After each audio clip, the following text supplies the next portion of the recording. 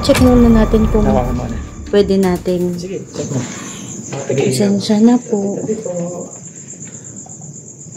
Narinig mo yun? Hindi, ano ba? May huminga. Tama nga sinabi mo. Oo, kasi wala siyang daan. Taas mo. Ano ba yun? Taas mo yun. Ay, tara Pao. Seryoso.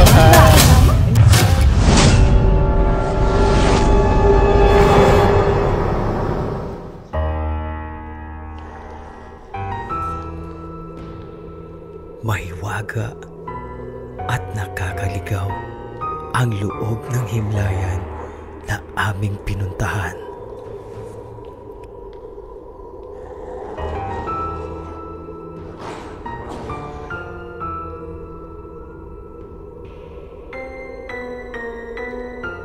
Pinasok namin ni Paula the Explorer para i-explore at maranasan ang mga paramdam sa loob ng himlayan.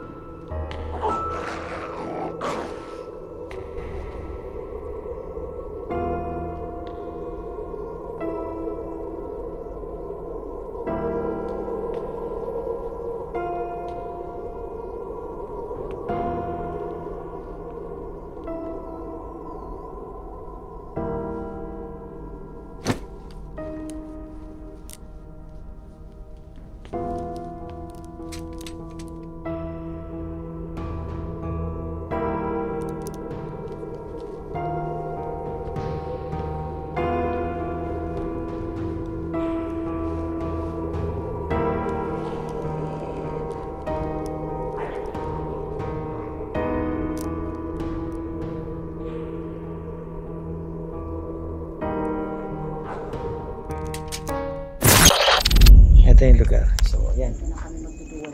Ako yung tagahawak. At ito sasama ko si Paula the Explorer. Kahit isang equipment.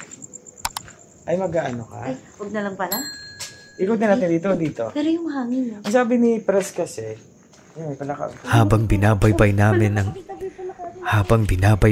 ang himlayan, ay may iba't ibang ingay kami naririnig sa paligid. Ito yung parang bahay na talaga, no?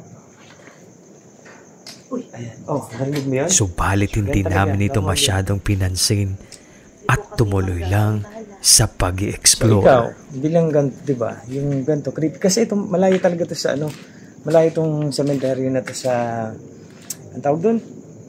Yung sa barangay hall o sa bahay, sa mismo. Medyo So, loob siya. papasok talaga siya. So, tahimik na tahimik talaga. Kaya, mawalang galang na po sa, magbablog lang po kami, mag-i-explore.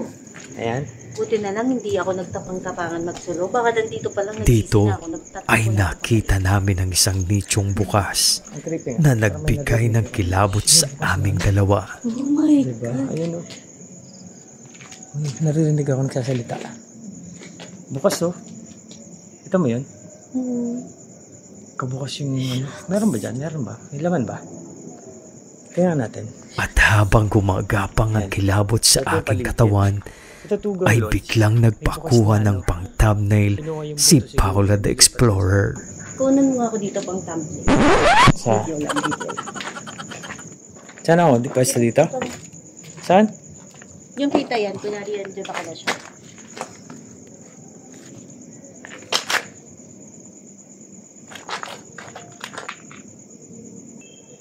Yun. Ano yung mga tunog? Hindi ko makita kung ano eh. Wala nakabaong no. Tinanggal na. So ayan, tigong lods. Dito kami sa isang nicho na na tinanggal na yung Ito cemetery din to, pero private daw yan. So dito lang tayo sa Nagpaalam kami sa barangay. So ito pwedeng explore rin. Walang galing na po sa mga nakalibing dito. Explore kami ni Paula. Sa puntong ito ay hindi kami makapagdesisyon kung saan kami dadaan dahil masyadong masisikip ang mga dadaanan na halos kailangan ng tapakan ng mga nicho. Pinapasok namin ngayon. Wala kaming idea sa mga pasikot-sikot. Kasi yung to? so talagang Butas na kulunas kami. Tapos ito. Do you think may daan ko dun? Hindi ko nga alam. Ito yung nilusot ata nila. Oh my God. Talagang ano eh. Tara. Sobrang masikip kasi talaga siya. Tapos tignan Tabi mo po. yung baba. Ano na rin kasi siya. Tapos ang madadaanan mo talaga Tabi-tabi mga po ano sa din. mga natatakot. Mga punto din. Tabi-tabi po. Ayan. So, ayan, Tugang Lods. Ganun ka-creepy yung ano. Puro ano na, tabi-tabi po. Ganito din actually dun sa ano, yung dun sa amin sa Bicol. So, lalim mo. Lalim. Naririnig ka ba? Sobrang tahimik. May maririnig ka talagang iba-ibang tunog eh. Naririnig ka Ayan, dulo na pala ito pa. Wala na eh. Oh. So, yung kabila na yan, ano Tingnan na mo. yan? Ano siya? Parang ilawan mo. Silipin mo sa unahan. Hindi nakasama yan dito? Hindi natin. Tingnan mo, silipin mo sa unahan. Tara. Saan? Ito, sa unahan. Tabi-tabi po. Ayan, ito. Ito. Ito na yung private. Ito na yung pinakadulo. So, ayan, Tugang Lods. O, diba? Ito na yung pinakadulo mismo. This is the end of. Oo. Dito ata pwede. Pwede What do you lumusot? think? Ikaw. Ang tanong, kaya ba natin? Kasi sobrang tignan nyo, dikit-dikit kasi. Tignan, oh, mayroon din. Kasi parang disrespectful na tapakan namin. Oo, ako din. Lalo sa akin pag ano. Ayoko din tapakan. Hindi. Dito tayo dadaan sa kabila.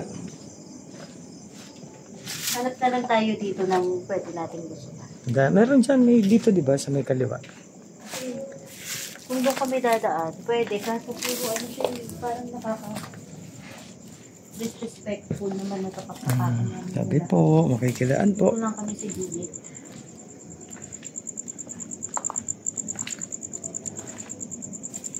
Parang umiinit. Or pinapawisan ako sa kaba. Pinapawisan ka lang, pero malamig.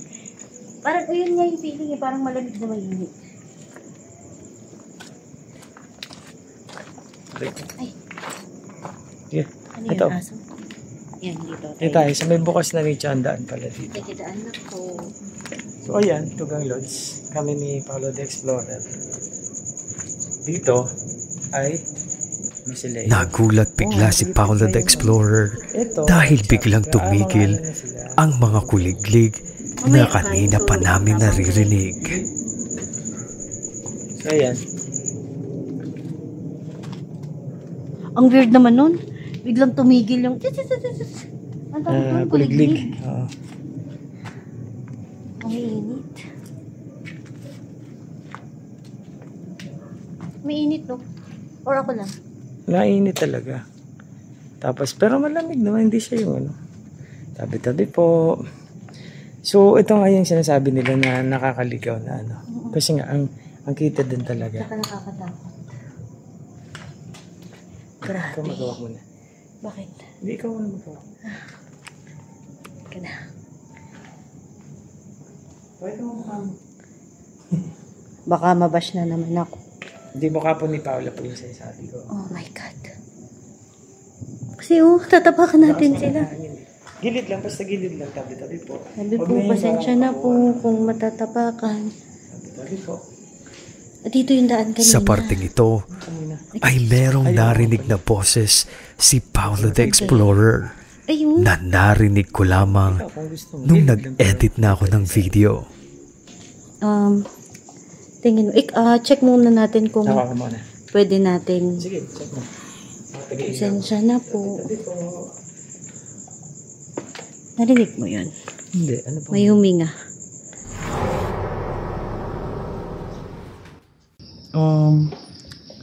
Tingin mo. Check muna natin kung pwede nating... Sige, check mo. Pasensya na po.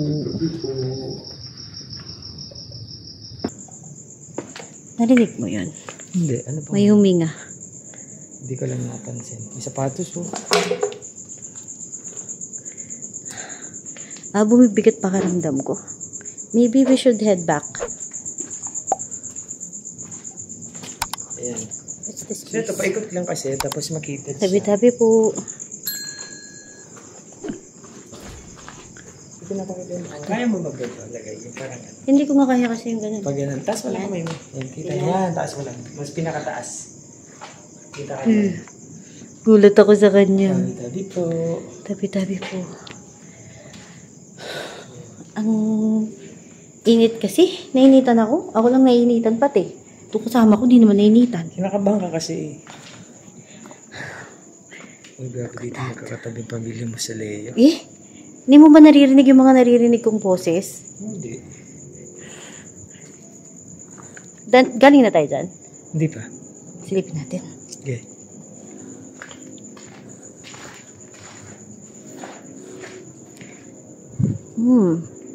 Ano meron? Sabi po, ay meron kahit kaliwat kanan talaga may ano eh. Try na natin dito. Bakit ako mukha mo? Ito ata. Ito yung dinaanan nila.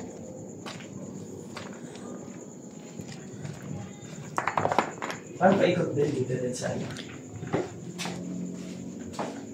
Ay, hindi. Iba. Ang liit nga. At habang tuloy ang aming pag-iikot sa lugar, ay nagulat bigla si Paula. Oo, kasi wala siyang daan. Uy! Taas mo yan. Ano ba yun? Taas mo yan kasi mababal. Akala ko may umawak sa akin. Gago naman to. Hindi magdaan. Itataas ko lang sana yung camera mo. Ikaw na magawak. Itataas ko lang yung camera kasi ano nakagano. Siyempre, ay, may naano. Ay, bala ka. Kasi may umaano. Sorry. Kasi nangyari to Gang Lods. Ang creepy nga din talaga ng lugar. Dahil sobrang tahimik ko. Tabi-tabi po, mawalang galang na. Ay, si Paolo the Explorer na sa unahan. Ha? Dito ba? Pwede din dyan. Sabi ko, dito siguro. Ano naman, nanggugulat na ka. Hindi, kasi akala ko kasi. Mali. Naliligaw na tayo.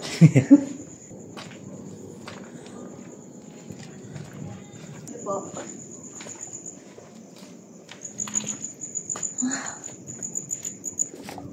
Ayan yung paligid to Gang Lods. Maliit lang siya, Miko. Dito ay hindi na namin makuha kung saan ang tamang daanan. Kung kaya bumalik kami at naghanap ng ibang dadaanan. Para buo yung kuha. So ayun nga to Gang Lods. So ano? Hindi pa natin naiikot yun. Ha? Hindi pa natin naiikot ang ano. Okay na ako doon? Okay ka na doon? Oo. Ano yung pakiramdam? Ano yung narinig mo kanina? Yung parang mga boses, mga hinga, gano'n. Hindi ko rin maintindihan kung ano yung mga boses eh. Pero mostly mga hindi ko siya maintindihan na word. Pero may sumilip doon, Pao. Parang mga hinga. Anino lang naman. Ang lamig bigla ng hangin.